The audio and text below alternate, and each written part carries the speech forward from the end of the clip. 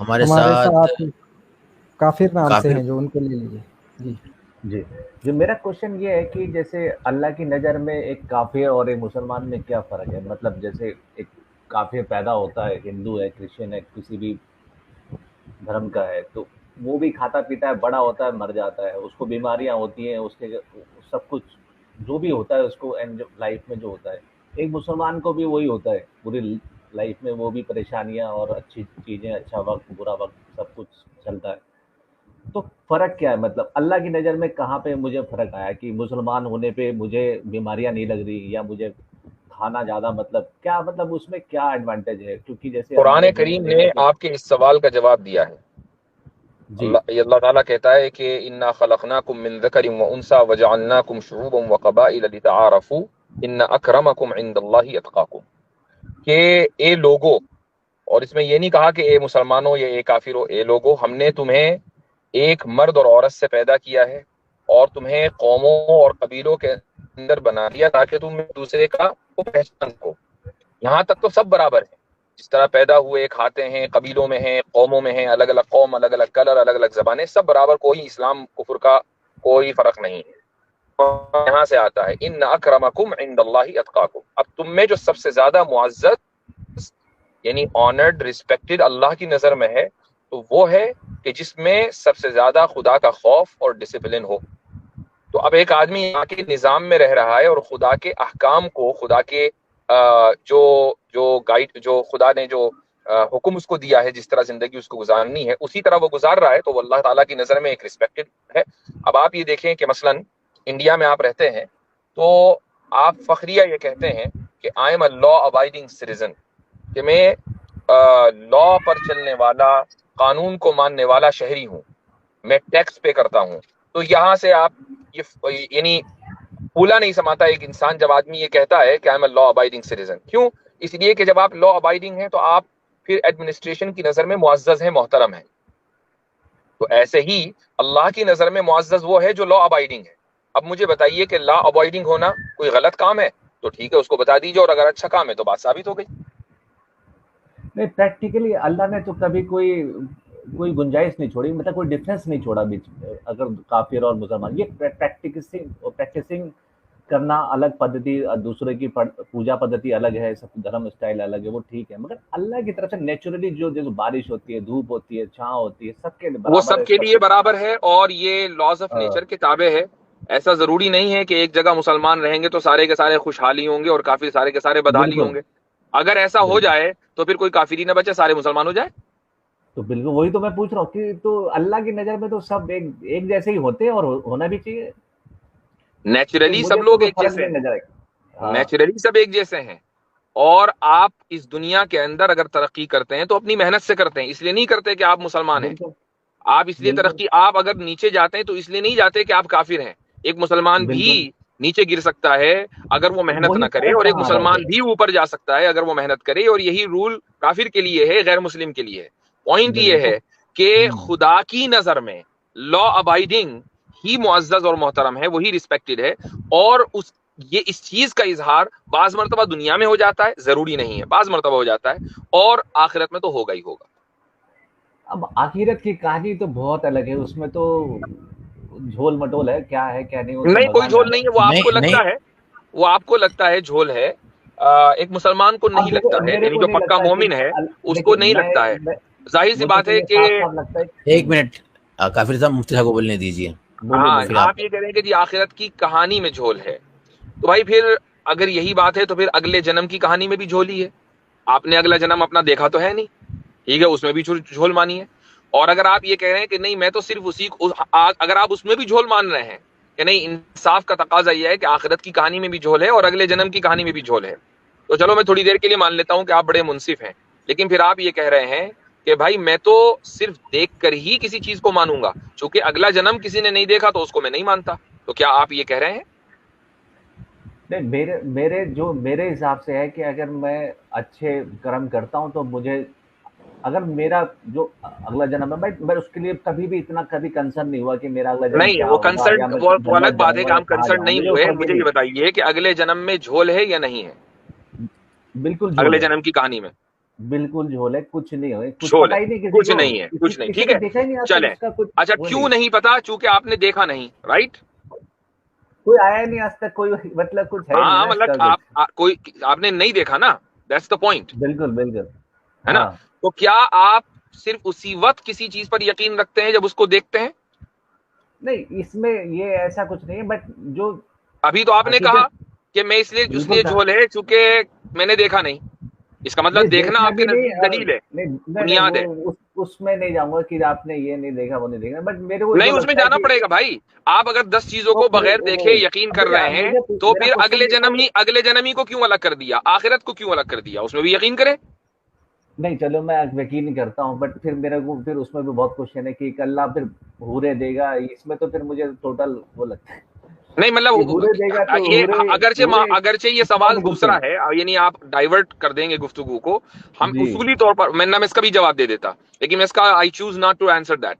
लेकिन फिलहाल जो है, मैं आपसे सिर्फ यही पूछ रहा हूं कि अगर आपने ये उसूल तय किया हुआ है कि भाई मैं सिर्फ देख कर ही मानूंगा, तो फिर ये उसूल हर जगह चलेगा। और अगर आप हर जगह ये उसूल नहीं चला रहे हैं, तो फिर आपने आखिरत को या ये कि अगले नहीं, जन्म को अगर एक्सक्लूड क्यों कर दिया? आखिरत को अभी हटा के रखते हैं तो फर्क क्या है अल्लाह और अल्लाह के नजर से काफिर और उसमें, वो तो सबके लिए नहीं, बिल्कुल बिल्कुल बराबर है। आखिरत को हटा नहीं सकते ना, हमारा तो बस ईमान की वही तो बुनियाद है, खेल है, उसको कैसे हटा दें? वही वही खेल हो जाता है बस वहां पे, वो खेल नहीं है, क्योंकि ये खेल अगर नहीं है। अल्लाह अब मैं मुसलमान में मैं फर्क करते तो उनको कहीं ना कहीं उनको कुछ बात ये देते। है कि आपने अपने जहन में ये बिठाया हुआ है कि भाई मैंने जब देखा नहीं तो मैं मानूंगा नहीं, और इस चीज को आप तस्लीम नहीं कर रहे हो। मैं मरज की जड़ मेरे को तक पहुंच गया, प्रैक्टिकली जो आप नहीं जो मान यहाँ रहे हो लाइफ उसको। जो लाइफ में जो हम लोग लाइफ में देख रहे हैं, हमारे यहाँ तो मतलब हिंदू भी पूरी और क्रिश्चियन भी, मतलब जो आपने बिलियनर आपने है अपनी सब लाइफ कुछ में है। जाती तौर पर न्यूट्रॉन, प्रोटॉन और फोटॉन्स देखें? वही मैं उस डिबेट में जाना ही नहीं चाहता, क्या देखा वो मेरे उसके दादाजी आपको देखे पता तो है, मेरे इसलिए दादा पता है, थे कि आपको नहीं थे, पता है आंसर के न देखने इस के चीज में नहीं बावजूद जाना। आपने किसी साइंटिस्ट के खबर देने की वजह से उसको मान लिया कि ये चीजें मौजूद है। हम मना नहीं कर रहे, हम ये नहीं कह रहे कि मौजूद नहीं है। इसका मतलब ये हुआ कि अगर कोई सच्चा इंसान खबर दे कोई, तो उसको मान लिया जाएगा। आप तो साइंटिस्ट की सच्चाई भी वेरीफाई नहीं करते, तो बगैर उसकी मतलब सच्चाई को टोटल वेरीफाई किए हुए आप मान लेते हैं। इस्लाम का मतलब जबकि टोटल फिर ये है इस्लाम कि में जो चीजें जन्नत। आई हैं वो रसूल अकरम सल्लल्लाहु अलैहि वसल्लम के जरिए आई हैं, और रसूल अकरम सल्लल्लाहु अलैहि वसल्लम अस्सादिक अल अमीन है। लिहाजा उनकी बताई हुई कोई भी बात गलत नहीं हो सकती, गलत का मतलब झूठ नहीं हो सकती। अब अगर आपको साबित करना है, आप ये कह रहे हैं कि झूठ है, तो आप झूठ साबित कीजिए, क्योंकि सच जो है वो एक डिफॉल्ट पोजीशन है। डिफॉल्ट मेरा पोजीशन के वही तो खिलाफ किसी चीज को साबित किया जाता है। अगर अल्लाह अल्लाह में फर्क करना होता तो फिर इतने सारे काफिर वो करते ही क्यों, तो उनको उनको बनाना ही क्यों होता है, इतने सारे काफिर बना के, तो वो सारे मोमिन बनाते, सब कुछ वैसे ही चलता ना, तो वो काफिर कम कर पा रहे ना वो कुछ कर पा रहे, काफिर तो बढ़ते ही चले जा रहे और एंजॉय कर रहे लाइफ को, उनसे ज्यादा ही एंजॉय करते हैं मुसलमान से। आपका मुफ्ती साहब, सवाल मैं नहीं समझ। मुफ्ती साहब, इनका पूरा आर्ग्यूमेंट ये है कि मुसलमान जो है यहाँ वो मौज मजे की मस्ती क्यों नहीं कर रहे हैं और गैर हाँ मुस्लिम क्यों कर रहे हैं? नहीं, मेरा ये है कि काफिर भाई, अल्लाह की नजर में अच्छा फर्क क्यों आप नहीं है। बताएं कि आपको आपको क्यों लगता है कि एक क्रिमिनल जिसको आप जो है बहुत आपके इलाके में कोई डॉन है? नहीं जी, हाँ कोई डॉन नहीं। नहीं है। चलिए, अच्छा चलिए, आप औरंगजेब को कैसा मानते हैं, अच्छा या बुरा? यार औरंगजेब की हिस्ट्री मुझे जितनी पता है नहीं उस नहीं, हिसाब हिस्ट्री से नहीं, तो आप सिंपली बता दें कि आप कैसा मानते हैं, अच्छा या बुरा मानते हैं, फिर मैं उसमें डिबेट नहीं करूंगा, सिंपली आपसे पूछ रहा हूँ। टोटली मेरे को ज्यादा नहीं पता उसके बारे में, क्या था क्या नहीं, बिल्कुल नहीं पता। कुछ तो अच्छा सुना चलें होगा चलें। व्हाट्सएप पर। नहीं, ये पता है कि 90 साल उन्होंने दिल्ली पे रियासत पे वो कायम थे वो। नहीं, 90 90 साल साल नहीं किया था, ये भी गलत पता है आपको।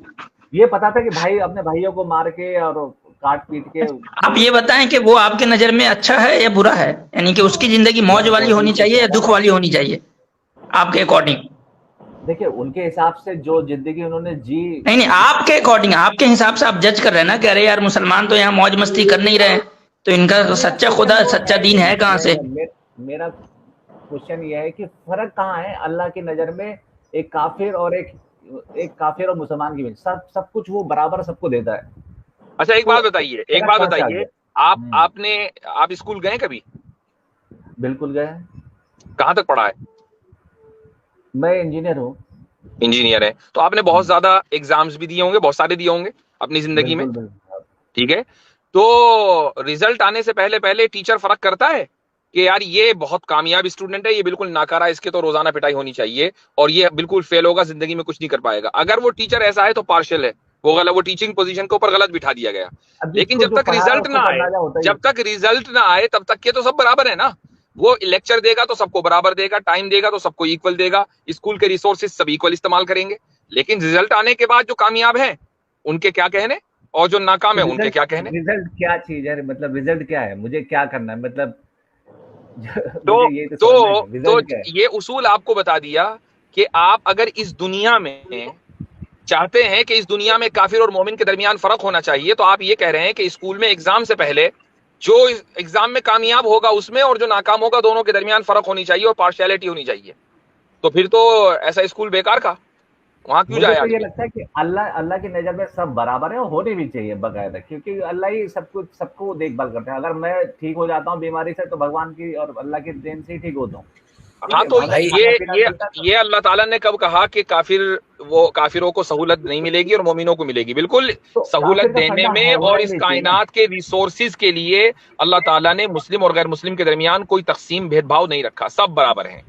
बात सब यहाँ बराबर, आती है बिल्कुल कि यही होना कौन चाहिए। बेहतर है, कौन बेहतर है खुदा की नजर में, वो खुदा का कानून और उसका हुक्म मानने वाला। अब उस बेहतरी का जो रिजल्ट है वो जब निकलेगा, जब रिजल्ट आउट होगा, वो यहाँ आउट होना नहीं है, सिंपल सी अब बात है। वो रिजल्ट किसी को पता ही आपके नहीं एग्जाम चलेगा। का रिजल्ट भी बुलेटिन बोर्ड पे बाहर निकलता है, आपकी क्लासरूम में कोई निकलता है। अब आजकल तो ऑनलाइन आता है, वरना तो जिस क्लासरूम में आप हैं वहीं आपका तो एग्जाम हो, वो वहीं रिजल्ट आपको तो रिजल्ट मिल मिले। जाता है सर, आपका जब इस रिजल्ट तो दुनिया दिखता के ही नहीं है। स्कूलों में एक आपका मिनट। रिजल्ट आपकी क्लासरूम में नहीं मिल रहा है बल्कि ऑनलाइन आ रहा है, यानी एक दूसरे वर्ल्ड में, एक वर्चुअल वर्ल्ड में आ रहा है, तो फिर इस रिजल्ट की को यहाँ क्यों चाहिए आपको, ये वाला रिजल्ट। वो रिजल्ट तो फिर आप समझ रहे हो ना मेरा क्वेश्चन, वो रिजल्ट जो आप सोच रहे हो कि आखिरत में एक जन्नत बैठी होगी, एक बगल में जल रहे होंगे लोग, वो एक काल्पनिक नहीं है। आपको नहीं लगता कि ये इतना काल्पनिक है कि आपस में सोच के भी मतलब नहीं बिल्कुल भी कैसा नहीं है है, ये। हमें तो ये बिल्कुल हकीकी लगता है और ऐसा कतई इल्म है कि इसमें तो फिर रत्ती बराबर वही भी है, हमें शक की गुंजाइश नहीं है। तो फिर वही है इसमें फिर आपका है, मतलब मुझे तो अल्लाह की नजर में लगता है सब आपको बराबर है। काल्पनिक लगता है काफिर साहब? बिल्कुल लगता है, क्यों लगता है आपको काल्पनिक? क्योंकि ये 72 हुरे देना कि नहीं नहीं, भाई आप आपका रीजन इंतजाम दें है। कि आपको काल्पनिक क्यों लगता है। मुझे नहीं लगता कि अल्लाह वहां बैठा के हुरे देगा और फिर क्यों लिटाएगा नहीं लगता बिठाएगा। है? ये तो समझ आ गया कि आपको नहीं लगता है, रीजन क्या है? क्योंकि ये क्या है, क्या चीज कि हुरे देगा, वहां बैठ के हुरे से क्या करेंगे आप बैठ के पूरा दिन। अच्छा नहीं, मान लीजिए आपको लगता है कि हूरे नहीं देगा, रीजन क्या है? रीजन जानना है कि क्यों नहीं दे सकता है। मुझे तो ये साफ साफ क्लियर है कि अल्लाह एक ऐसी एंटिटी है जिसको मतलब आप अल्लाह पे जा रहे हैं। अब आप जो है आखिरत को पहले काल्पनिक कहा कि आखिरत काल्पनिक है, वही हम बता ये रहा हूँ। पूछ रहे हैं कि अल्लाह आपको एक ऐसी काल्पनिक क्यों लग रहा है, इनाम वो देगा बता कि नहीं रहे। अब फिर आप अल्लाह पे जा रहे हैं। मैं वही बता रहा हूँ कि अल्लाह इनाम देंगे कि भाई तुम ये नमाज करो और तुम इतने ये करो, मुसलमान बन के आओगे मेरे पास तो मैं तुम्हें ये सब दूंगा। ये मुझे टोटल इसमें फरेब नजर आता है। भाई क्यों? फिर बार मैं बार वही वहीं तो आ रहे हो, सवाल वहीं आ रहे क्यों हो का घुमा है। फिरा के, मुझे लगता है क्यों का यार जवाब दीजिए भाई। तो अब मैं क्या बताऊँ आपको कि मतलब हाँ क्या वही पूछ रहे बताना थे, है ना क्या बताऊँ आपको, बताइए। समझे क्यों काफिर आपको भाई? ऐसा लगता है। मैं एक क्यों लगता एग्जांपल है? से क्योंकि समझा। मुझे लगता है कि जी जी काफिर साहब, अल्लाह मैं आपको एक ये एग्जांपल से समझाता हूँ ना कि यार ये रोज जाके क्लास करो, टीचर की जो है वो लेक्चर सुनो, ठीक है, असाइनमेंट जमा करो, ये सब सुनो, इसके बाद जो है तुम पास हो जाओगे। यार ये मुझे ये सब काल्पनिक लगता है, ये सब बस काल्पनिक है। आप पूछेंगे ना मुझे क्यों लगता है काल्पनिक, तो मैं पूछ रहा हूँ कि आप क्लेम पे क्लेम किए जा रहे हो भाई। आप भाई काल्पनिक क्यों लगता है, वाई वाई मेरा आंसर क्वेश्चन है वाई, वो आप बता ही नहीं रहे हो, बस अपना स्टेटमेंट दे रहे हो कि यार मुझे ये काल्पनिक लगता है। क्यों लगता है? अच्छा क्यों एक, लगता है, यही तो अगर मैं कह ये रहा हूँ कि सवाल भी अल्लाह अगर ये अगर सवाल भी एक काफिर हिंदू साहब है। आपसे एक मेरा एक मिनट सवाल एक है, मिनट जो आसिम भाई के सवाल का ही एक हिस्सा है कि मान लें इस दुनिया में, अगर आप थोड़ी देर के लिए मान लें कि ऊपर वाला है, ठीक है, तो इस दुनिया में जितनी भी चीजें हमारे पास हैं, मसलन एक आदमी बहुत अमीर है, उसके पास शानदार उसका मकान है, लंबी लंबी गाड़ियां हैं, अय्याशी की जिंदगी है, तो ये जिंदगी उसको किसने दी है? ऊपर वाले ने दी है या नहीं दी है?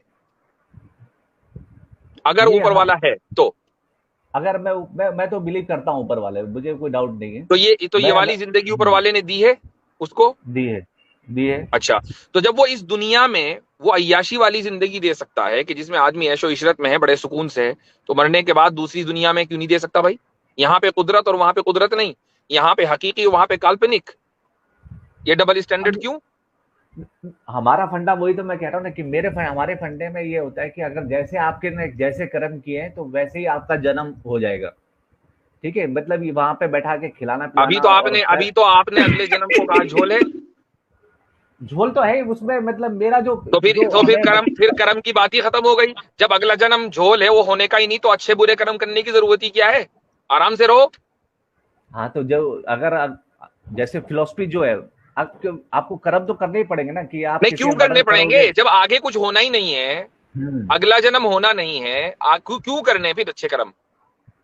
सिंपली जो लॉ ऑफ द लैंड है उसको फॉलो करें, आराम से बाकी अय्याशी करें, क्या मसला है? अगर आप सारे रूल्स फॉलो करते हो गवर्नमेंट के और आप अच्छे से जीवन चलाते हो, मतलब तो गवर्नमेंट के रूल्स आप इसलिए फॉलो करते हैं ताकि दूसरों को नुकसान न पहुंचाए, लेकिन दूसरों को नुकसान न पहुंचाते हुए मसलन आपको अय्याशी करनी है, आपको एक्स्ट्रा मैरिटल अफेयर करना है, तो करें। गवर्नमेंट को कोई पाबंदी तो नहीं लगा रखी एक्स्ट्रा मैरिटल अफेयर पे?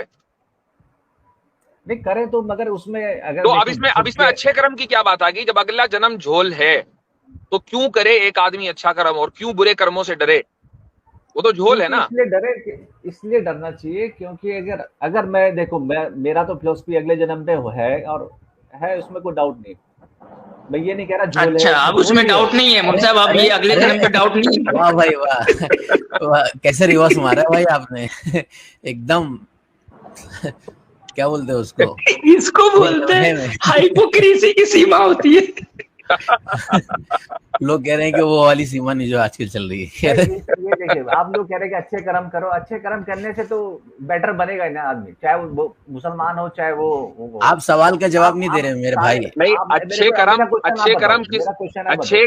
एक मिनट क्वेश्चन पूछता हूँ। नहीं, रुक जाइए। अगर आप मैरिड हैं तो क्या एक्स्ट्रा मैरिटल अफेयर करना गवर्नमेंट की नजर में लीगली दुरुस्त है, बुरा है या सही है? यानी लीगली गवर्नमेंट की नजर में आप एक्स्ट्रा मैरिटल अफेयर कर सकते हैं या नहीं कर सकते? नहीं, गलत है। नहीं, गवर्नमेंट कौन सा कानून है जरा बताना भाई। कौन सा कानून है जो आपको कह रहा है कि आप जो है वो शादीशुदा रहते हुए जो है आप गर्लफ्रेंड नहीं रख सकते? हाँ, मुझे बताइए कौन सा पीनल कोड है, जरा बताना। नहीं, उसमें वाइफ अगर कंप्लेन कर देगी तो आप पे केस चल जाएगा। क्या केस चलेगा? कौन सा केस चलेगा? वाइफ ज्यादा से ज्यादा इस ग्राउंड के ऊपर डिवोर्स मांग सकती है, कोई केस नहीं चलेगा? तो केस चलेगा उसमें फिर बिल्कुल। वो जो आदमी एक्स्ट्रा मैरिटल अफेयर कर रहा है, वो अपने कंसेंट से दूसरे लड़की के साथ सो रहा है, तो क्या वो जेल में जाएगा इस वजह से? ये किसने बोल दिया आपको? तो उसकी लाइफ डिस्टर्ब होगी अगर वो उसकी वाइफ चली जाएगी। अगर उसे छोड़ना नहीं है तो छोड़ेगा, नहीं छोड़ेगा तो मैं कहता हूं कि एक आदमी छुप छुपाकर एक्स्ट्रा मैरिटल अफेयर कर रहा है, उसकी वाइफ को अभी तक पता नहीं चला, ठीक है। गवर्नमेंट का कोई कानून इस ताल्लुक से है नहीं, तो अब मुझे बताइए कि क्या उसके लिए ये काम करना ठीक है या ठीक नहीं है? बिल्कुल ठीक नहीं है अगर वो कर रहा है तो। क्यों नहीं है? गवर्नमेंट का तो कोई कानून नहीं है। अगर वो एक वाइफ से ज्यादा अफेयर कर रहा है किसी के साथ, तो फिर वो ऑब्वियसली वो इतना फेयर नहीं हो पाएगा अपनी वाइफ के लिए।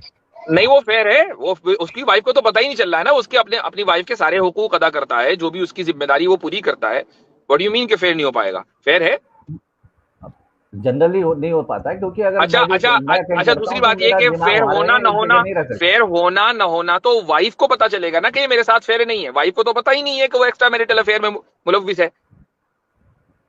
होता है ऑब्वियसली। अगर मैं वाइफ को तो लग रहा है कि सब चंगा है, वाइफ को लग रहा है कि सब चंगा है। अब आप मुझे बताइए किस बुनियाद पर आपने इसको गलत कहा?